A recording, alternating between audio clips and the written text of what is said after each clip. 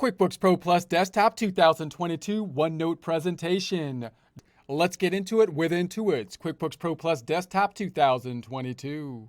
Here we are in OneNote. If you have access to OneNote, would like to follow along, icon, left-hand side, topic, introductions, 4200, transaction list by date report. Also take a look at the immersive reader tool, topic, introductions in the text area as well. Same name, same number, but with transcripts. Transcripts that can be translated into multiple languages and either listened to or read in them.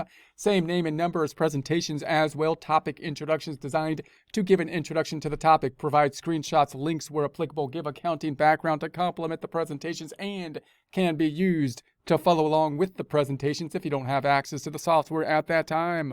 Closing the icon on the left-hand side, we're looking at the transaction list by date report. This is a transaction by account report, which is basically a general ledger report for the checking account that you could get to by going to the balance sheet, double-clicking on the checking account, and we have the information by type on the left-hand side, and then we have all this other information and the running balance on the right-hand side, which is great detail, but we might want to get some more information that's going to give us all the activity that has happened for a particular time frame. So now we're going to be moving to the reports dropdown, going to the accounting and taxes, and we're looking at not the transaction detailed by account, which is kind of like a general ledger report, but the transaction list by date report, which is this item down here.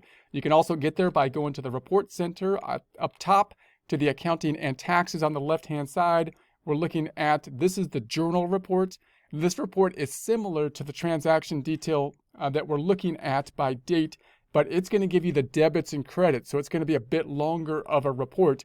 Great report, however, to think about what the journal entry is going to be and look at the accounting background. It's another report that can be used for billing as well, meaning that if you're charging for bookkeeping, you might want to be charging not simply by hour. You might try to count your transactions or the complexity of the transactions in some way, and then have a set rate that if people fall within a certain set of transactions per billing time period, possibly by month.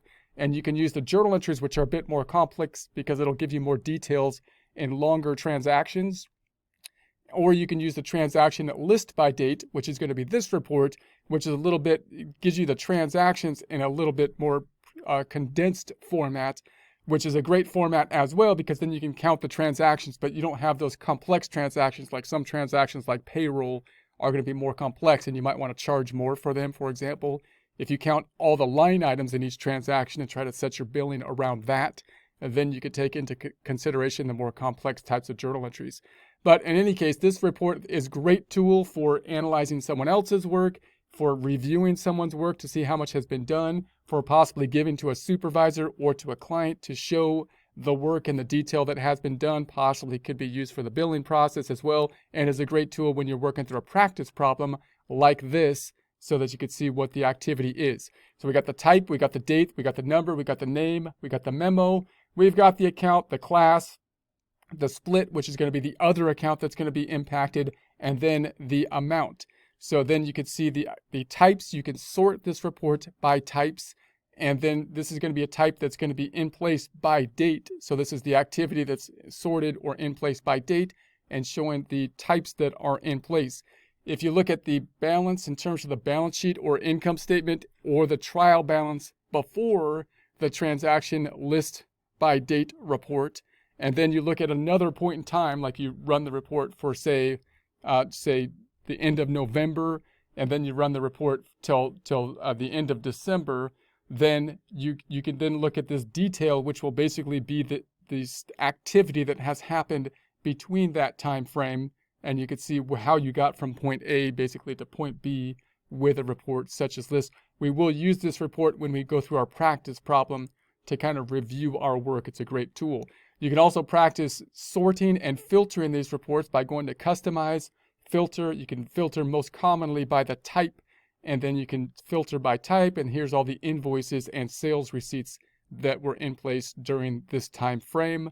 And then you can remove the filters by Xing out up top. This is one way that you can remove the filters up top.